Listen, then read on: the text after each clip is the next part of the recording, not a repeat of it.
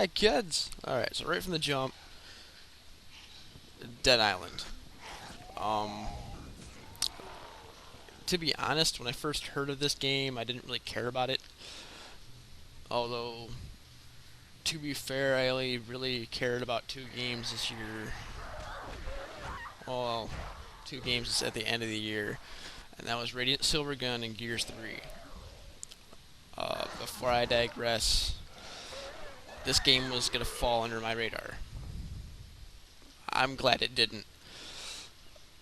Basically, right from the jump, this game is pretty much the bastard child of Diablo and any zombie survival horror game or movie you could think of.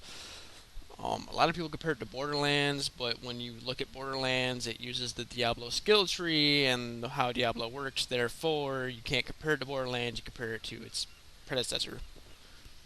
Stupid fucking reviewers. Anyway, this game, right from the jump, it holds no cards, it pulls no punches. It will kick you in the throat. You start off right in the tutorial. They're like, hey, level 50 zombies, and you're like, I'm level 1. And then, it kicks off from there. So, as you can see, killing zombies, you get experience. All sorts of mayhem going on. By mayhem, I mean far out spread. Now, some of you may be noticing, and you may ask yourself throughout the video, well, I'm seeing maybe one or two zombies at a time, Aku. What's up with that? It's this area of the game. I barely made a dent at the recording of this video. As you can tell, like, I'm low level. I have a shitty wrench. My weapon's shitty. I'm not employing the tactics I employ now.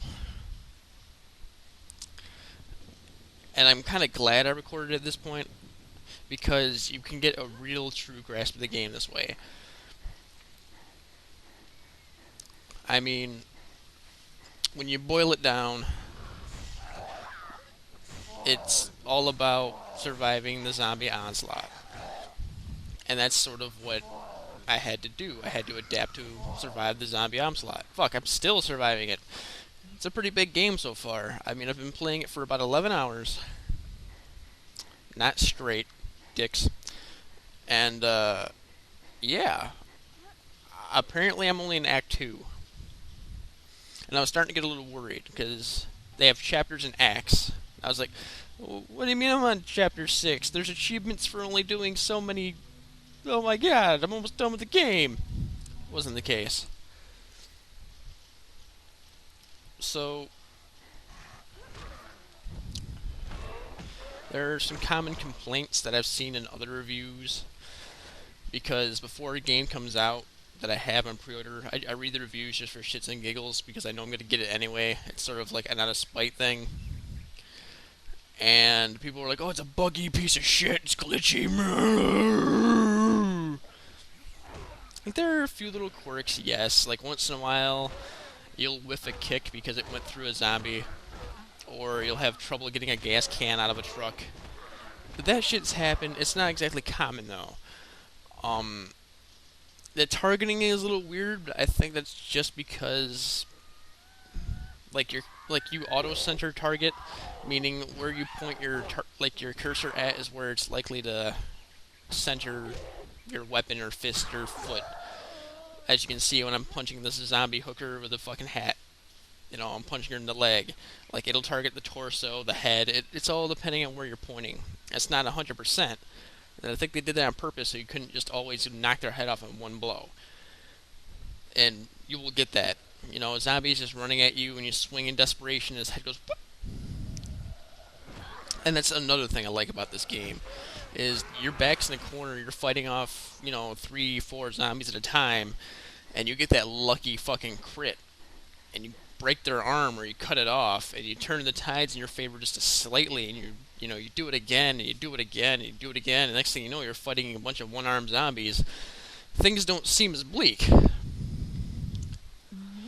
But on the other hand, you're running, doing your mission objective. You're fighting a horde of zombies. You're doing pretty good, and 2 of them ninja you from behind, and then you die. I mean, this game, it does what it's supposed to do well. It's supposed to immerse you into the game, make you feel like you're there. You're the person fighting off the zombie apocalypse, and it does it well. The controls are a little clunky, a little clunky.